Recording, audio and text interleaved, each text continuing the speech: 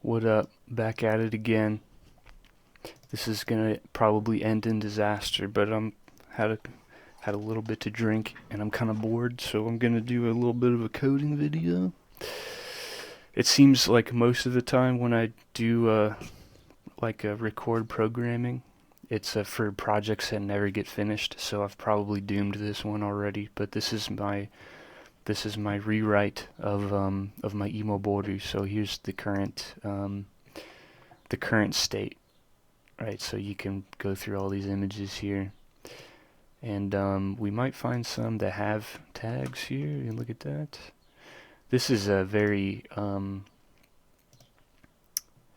don't know what the right word is, but this is kind of an implementation of the UEQL idea, but applied in a way that is much simpler. And also because I just kind of gave up hope on that, and I still wanted ways to like organize these pictures and stuff. So this is kind of the current implementation. The rewrite is going to be much more of like an image board type of thing. So like there'll be, you can upload an image and that'll start a thread. And then basically the way that tagging works is there'll just be like a special syntax in the post that you can just like add in a text reply to a thread. And then that's like basically just like an indexed kind of comment in the thread, and then you can query via those things. It's not an anonymous image board though, because I wanted to kind of make it public, not because I think that the people are yearning to access my UE collection or anything, but I just thought that would be kind of fun to think about maybe some of the implications of that. But so, I don't know, I'm kind of bored. I kind of feel like talking a little bit, I suppose. So I'll record this, and it's likely going to be like extraordinarily long because I've got nothing on my calendar for the rest of the night. So I'm just going to be screwing around. Yep. So I was thinking like for the posts, like you can quote posts with numbers and stuff. I was thinking of doing that. Um, and then I guess like the tag syntax might just be like simply something in curly braces, um, like this one here. Take one of these, do this one. Like your tags would just look something like this, like just space delimited and stuff. And this would just show up in plain text on the border, but when you submit your post, it would trigger some kind of routine to run on the back end that would index all of these and attach them to the thread that you're applying to. So that's kind of my current vision for that right now. So I think I've mostly got the data model worked out, and I'm doing things kind of irresponsibly. It's a little bit better architected than the last version of the emo border, but I'm still being kind of irresponsible with it because I put together a data model and then I write like a decent chunk of implementation, and then this has already happened once, but I just like scrapped my data model and redid it. So then my implementation was kind of not worth salvaging, so I started over. So this is like a rewrite of a rewrite already, but it's only been like a week, so it's not been anything too crazy. So I don't know, just figured I'd screw around with that. Have a good, maybe use this as kind of an interesting introduction to how like pretty effectful programs in Haskell work, how a web server in Haskell works using Servant, also using a SQLite database backend, which has its own set of problems, or I don't know, maybe problems, but like weird behaviors. I mean, especially because like Servant as a web server is multi-threaded. So if you want to be able to run database transactions, it it essentially has to all coalesce into a single thread, right? Because if you can't have nested transactions in a SQLite database. So you have to coalesce all those into a single thread.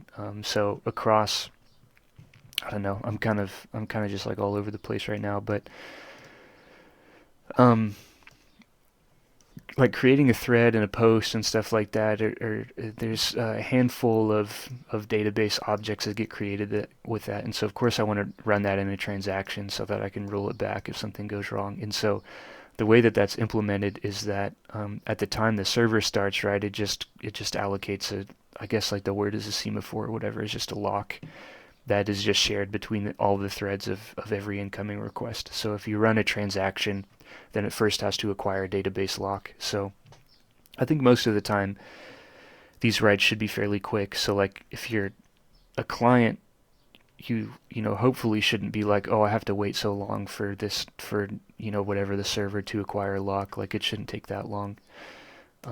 But that's kind of what you have to do, and that's only because it's SQLite. Like if I was using Postgres or something, I wouldn't even have to worry about that. But that is kind of like an interesting quirk and a kind of fun little implementation challenge. So um, for like all of the effects and stuff with this, I'm using effectful, which is a Haskell library. It's for like kind of composable effects. It's it's helpful. Usually, if you're managing effects with Haskell, then you're using maybe like MTL or most likely MTL. You're using monad transformers, and those are kind of composable, but kind of not. If you get like a big transformer stack, it gets kind of unwieldy and a little bit confusing to use.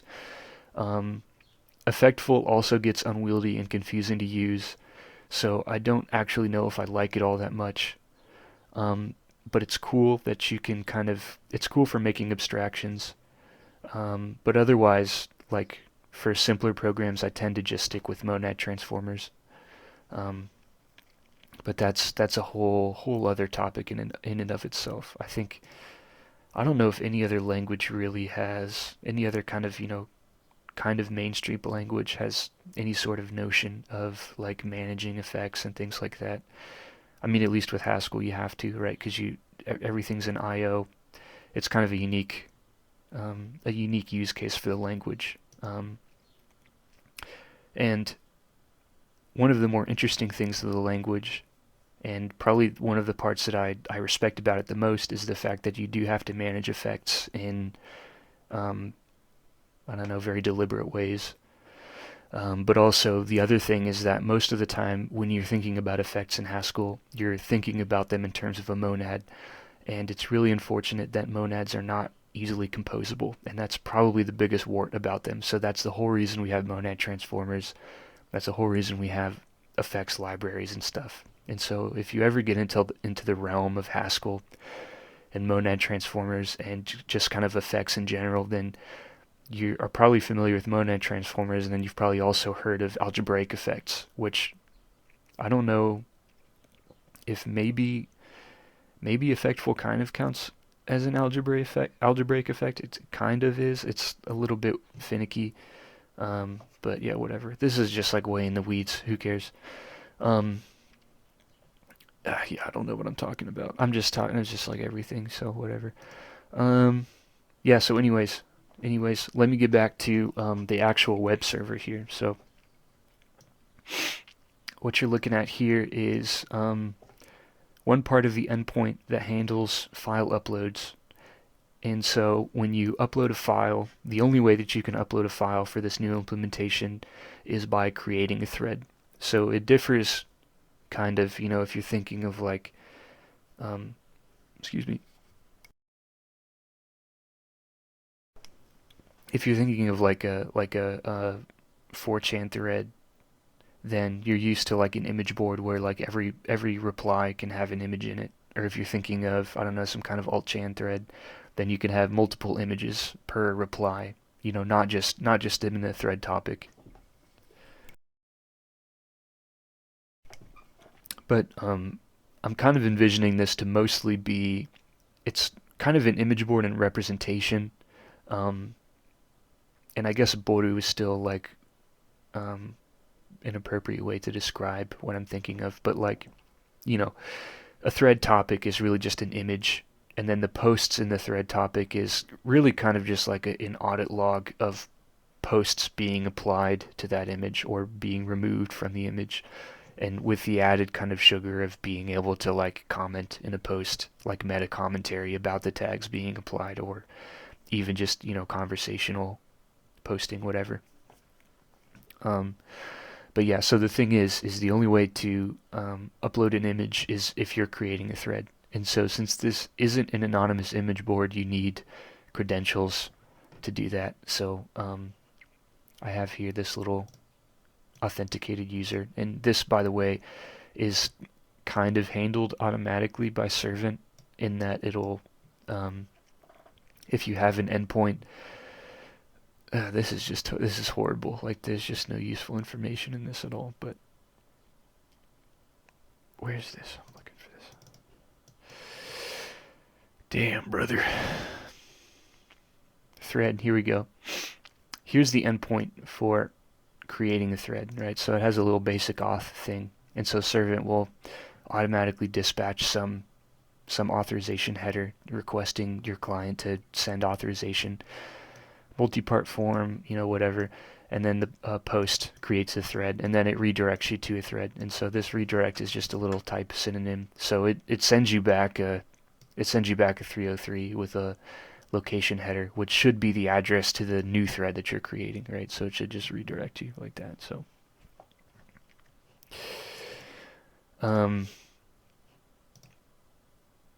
where was I? Oh yeah. So anyways, when you upload a file, right? So what am I talking about? You upload a file, you have to authorize. I have this little authorization effect, which is cool. But I have basic auth. I implemented myself on the database.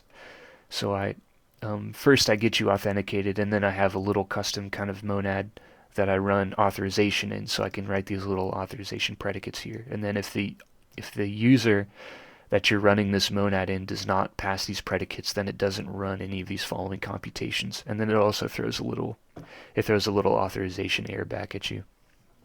So that's like kind of cool. I think that's like a fun idea. If anybody's familiar with the idea, this is just a reader, right? It's just a reader over a user, and then authorize is just a function over that user. So it's nothing like really special, and it's just in IO. And then of course, since I'm using effectful, I just wrapped this in a static effect. But it's just a wrapper over my pure IO library. So anyways, you authorize the user, you get you extract your file data from the form, and so I'm expecting only one image per thread. So I throw an error back at the user. I think it's like a 500, it's a 400 something. If there's more than one file, or if there's anything other than just one file in the request. Yep, so I get that back. And then let's see, I look up the file extension based on the MIME type of the file. And so since this is an image board, right, I only look up to make sure that you're passing in an image. And then for now it's just an image. Maybe in the future I might let you upload video files or audio or whatever, but for now I just have image files. So I won't show you how that's done because that's a secret, and I just copy pasted code from somebody else's repository because I saw it, and it's just a giant hard-coded hash table, so it's like nothing crazy.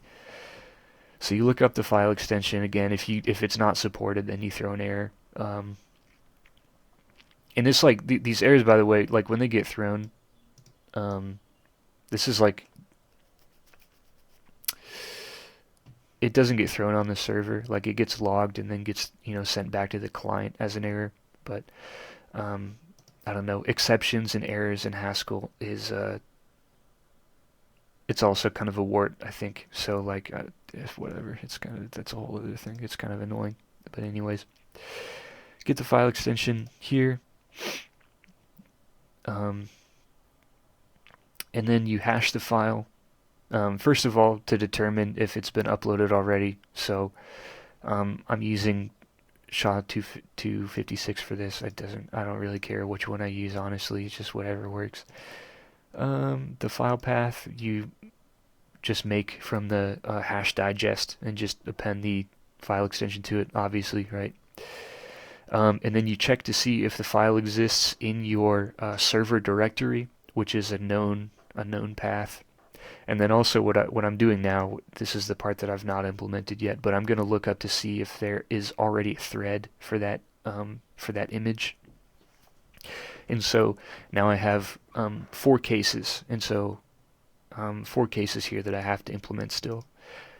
There's code underneath here because I did a little bit of a half-ass implementation that basically if the file already existed, it would just throw an error back, and then otherwise it would create a thread. But I've realized now that there's not really any reason why, if you're authorized and you can save your file, why you would get an error about the file already being uploaded. Because either you save the file and you create a thread and then you redirect to that thread, or your file already existed and there wasn't a thread, so you just discard the file bytes, create a thread, and then redirect to that thread, right? Which points to the already uploaded image. Or you have a thread, but there's no file, which is kind of like a dangling pointer sort of idea. In which case you save a file and then you point that thread to that file, and then you can kind of fix that pointer. So there's 4 cases there, and really there's not much of a reason why, if an image has already been uploaded, why there shouldn't be an error response to that. In any case, you should be able to redirect to an appropriate thread. So I'll do that. This is kind of just all my long-winded preamble into what I was doing, but a little bit of a overview about some semantics of effects in Haskell, some nonsense about whatever else I've been writing. So whatever, let's just do one of these. So I have here marked out that we do have a happy path here. So if the file has not been uploaded and there is no thread, then that's kind of like, that's the happy path really, because that means we save the file to the server and then we create a thread for it. So this is the path that I've already implemented. So I basically just need to lift this into that. So this expression here should return a thread. So I'll just say like redirect to thread. You've got a little bind there, monadic bind. And then what I'll do is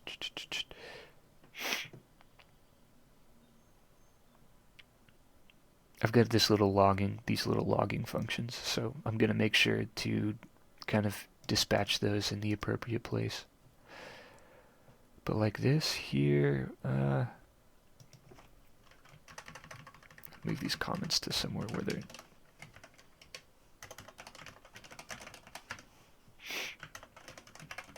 not implemented. I have this little not implemented function that'll just throw a 501, so it's like a nice way to get everything to type check, because it's still technically, it's still a valid server, right? Throwing a 501 is still valid, but I can get away with being lazy, so it just throws a little. I've got a custom exception effect here, so it makes things easy. It's one of the things effectful is great for, is custom effect types and exceptions is pretty nice to use. So do that. Okay, so now I just basically copy this code in here. So I'm gonna just do this here. Well, probably do this.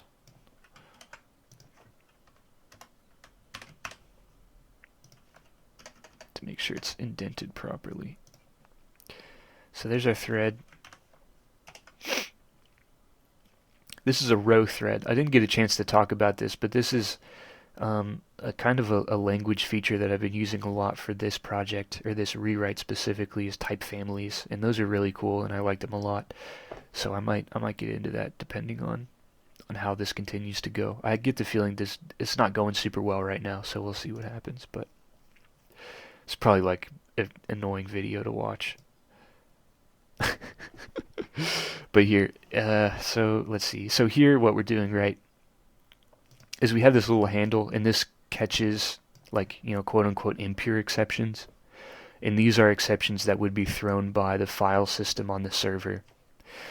And this handles exceptions thrown by this little routine here. So this is kind of, you can think of this as kind of just like something extra. So I'm gonna collapse this. Oops.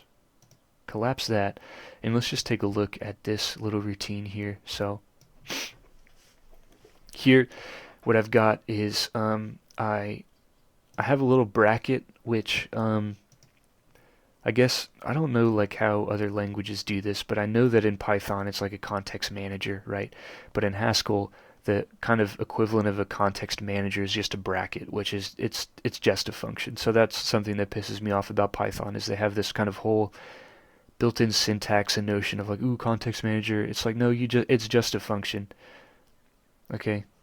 It's just a function. It's a function that takes a um a function that acquires a resource, a function that releases a resource, and then the action to run with the resource, and then it catches exceptions, and then it does whatever. So whatever fucking Python bullshit, I don't care. This is it's a bracket with file with a bracket. It opens the file and it gives you a handle. If there's an exception that happens with the handle, then it closes the handle so that you don't have a file descriptor open just indefinitely. That's what it does. Okay, don't ask me about that. That's what that function does. So it opens the file in write mode, and then we have this byte string that's just the image data. We can just dump that straight into the file. And then what I do is I have this little function, current user alias, which runs in the authorization effect. So whoever is being authorized to run this action, I can just pull out whatever their username is, which is called a user alias in this case, which is just a UTF-8 encoded username. Because people's usernames are technically like, they're saved in the SQL database as a blob, and then I have to decode them as UTF-8, whatever. I run a little transaction, the database transaction. It's called unsafe transact because I wanted to really make sure not to do anything stupid with this. Because this unsafe transaction is thread safe, it prevents nested transactions across threads, but statically, if you write a transaction within a transaction, then it'll not terminate. Although I have written in a safeguard that actually will terminate, because when it runs a transaction, it sees what thread it's running in and checks to make sure that that thread is not already running a transaction, and then if it does, it just kills that thread. But that's besides the point, because you can still run a transaction, launch a thread, and then launch another transaction, and then that would fail, and that would give you a deadlock, and then that would throw some kind of error. But like if you did this, unsafe transact, this is the usage that makes this function unsafe. So I just called it unsafe just to, oh my gosh, what the fuck did I just do? I gave it the name unsafe just so I could be sure not to do anything completely stupid.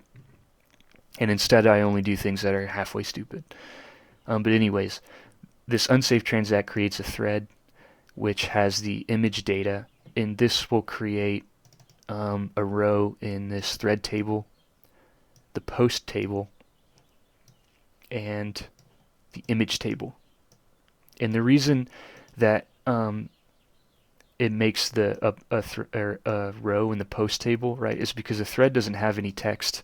A thread really is not something that you're going to interact with. So like the OP of a thread really is just a post. And you can reference OPs of threads. You can cross post from threads, and what you're doing is you're still just referencing posts. You're not really referencing threads. So it's kind of this little weird distinction, but anyways, it creates a post. And then since way back at the beginning of the video, I was telling you about how submitting a post will like index labels and stuff based on the post syntax.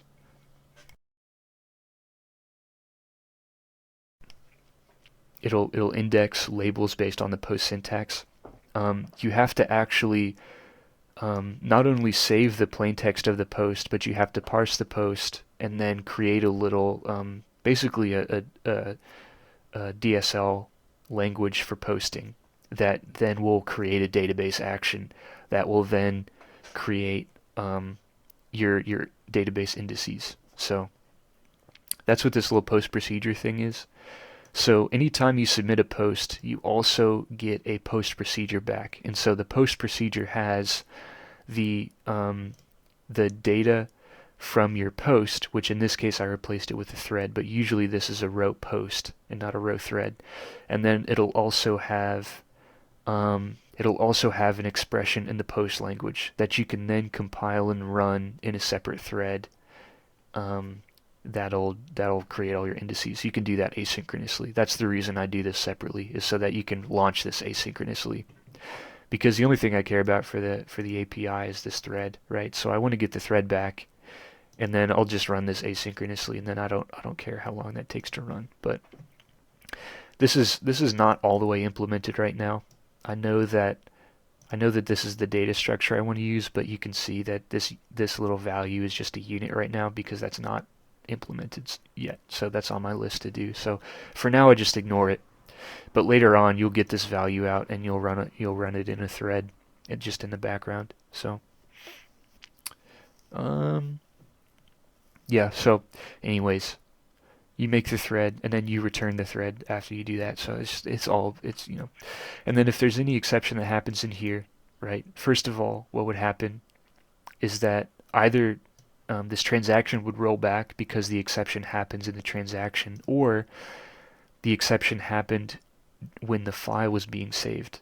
And so in that case, the transaction never happens, but you still have a file handle that's been created.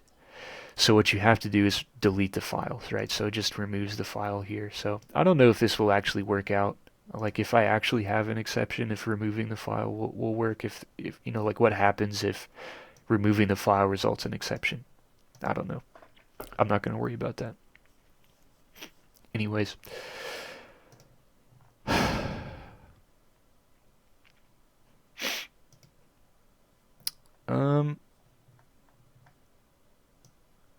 I just want to log this.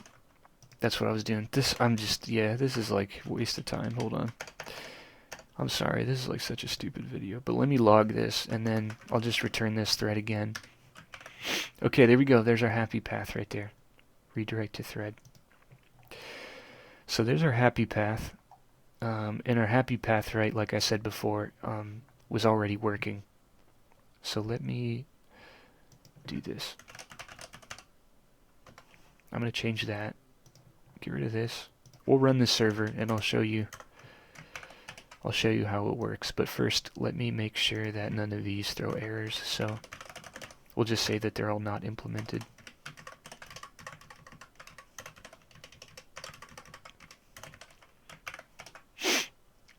Okay, so let me go ahead first.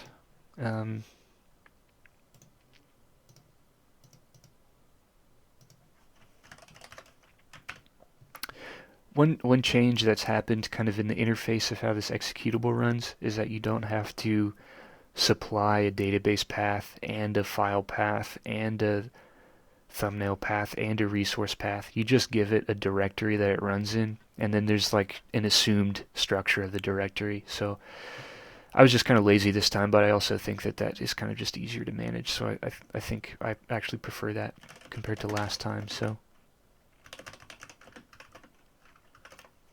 we'll run the little executable because I have it so that like the server runs, so it's actually usable right now. It's just most of the endpoints aren't implemented. So here's some little options here. So I'll just make a new one. Initialize a new database. So I'll run it on 8001. I'll say yes to every prompt because the prompts are what creates the database structure, and then I'll just give it root user credentials, right? The first time you create your database, you have to create a root user, so they'll just give it an empty root. And I think that's it. Oh, and verbose logging. Let's do that. So there we go. The database is running. I'll open this. I'll show you too. One thing that it does is every user in the database gets a thread, and every time a new tag that has never been created before is applied to an image, that also gets a new thread. But right now, if I go to the thread table, there's one user thread, and this is for my root user, and it was created by the root user. But the OP here is the proud owner of the catalog, right? And that's for the root. So you could go to the root thread, like whoever, if Moot owns your catalog, you could go to his thread that was made when he created the database, and you could say like, who are you? And then here, users. This is the actual. I don't know. Maybe I shouldn't be showing that, but yeah, whatever. It's a basic auth table. It's got passwords and hashes and whatever. Permissions. Yeah, you know how it goes. Resources, roots. that's a username, whatever. It's got his in the thread that it points to, right? So all these, like, all the kind of topic tables, they have pointers back to their thread. I'm not like super sold on the way that this is structured, because the thread type is kind of how you dispatch what kind of like table to query from. It's whatever. It's a little bit strange, but anyways, let's go ahead and upload an image here. So if I go to here, what is it? Image. Right, there's nothing here so far.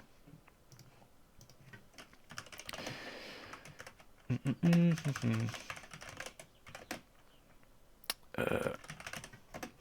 have to encode. I have to figure out. I have base64 encoding memorized, so let me do this here. Encode me up. Okay, a field, right? So the content field of your form is like what is in the OP post. So like,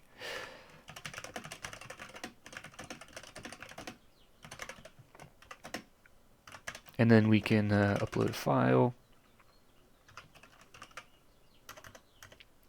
I'm trying to remember, how does this work? Is it file equals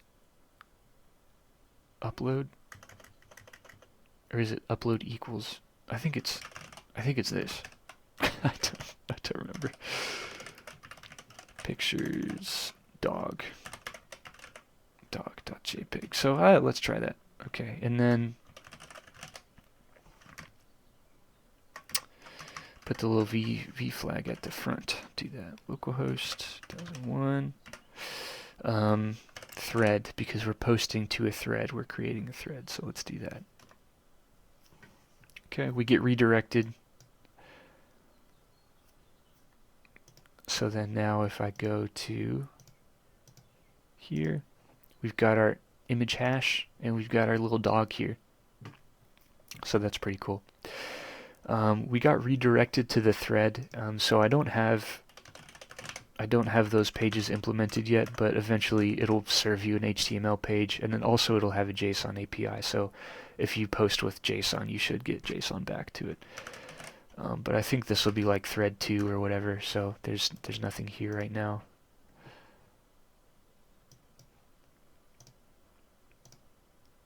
Not implemented, right? And then I go back to the go back to the server here, and then we get some logs, right? So we get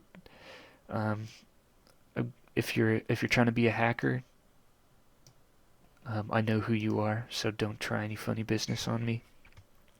And then yep, some little debug logs, some little warnings and stuff. So yeah, you know, that's how it goes. So yeah, that's basically what it is. So now if I try to upload that file again, then I should get another redirect. So previously what had happened is I would get like a 400, but then if I do this again, I should just get a redirect. So I do that. I got a 501. Oh, I got a 501 because of this path. This the file is already uploaded, and the thread already exists, so that's not implemented. So I can just look up the thread for the file and do that. So actually, let me go ahead and do that real quick. I'll just say T. Pure T. That's a pretty easy case. Restart. Okay, and then now let me to run this curl again. Should get a redirect. Oh. Hold on here.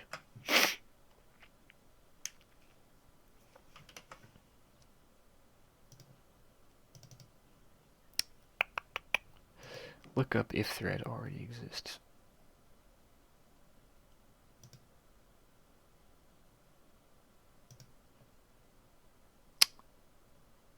Uploaded file path.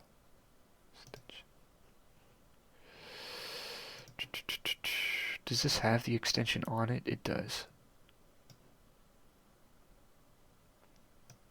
Hold on. This is what logs were made for.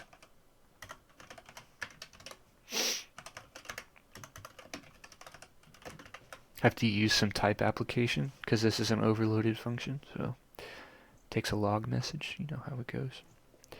You know how it goes. Let's see. File already uploaded and thread exists. Active thread exists.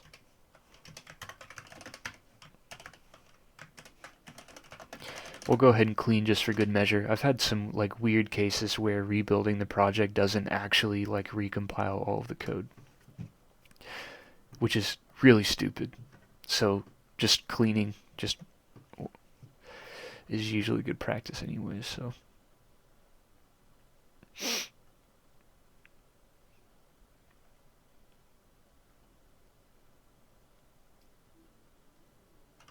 Okay. I got a 501. Actually, you know what? What actually makes sense is if I just add logs to all of these, and then I can tell which path I'm hitting. That would make the most sense. Let's see.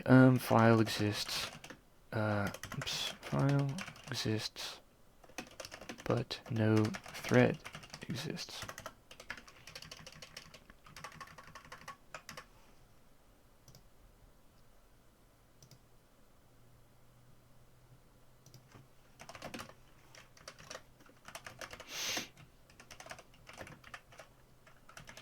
File does not exist, but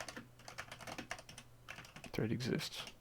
I'll be really perplexed if this is what we're hitting.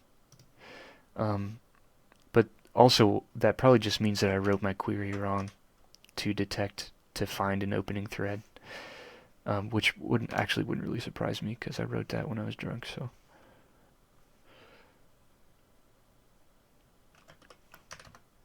Alright. File exists, but no thread exists. So yes, my query is incorrect. So let's do that. Let's take a look. Select. Oops. Thread ID. Thread type, visibility, created by, deleted by, from thread T, thread image I, using blah, blah. Where not deleted. Oh, that's a time. See, I thought deleted was a boolean, but I forgot that actually is supposed to be a timestamp. So that actually needs to be where deleted is null. Yeah. I'm operating at full capacity right now. Is null. Right? Because if the timestamp is not null, that means it has been deleted. That's a timestamp. Yep. Checks out. Checks out.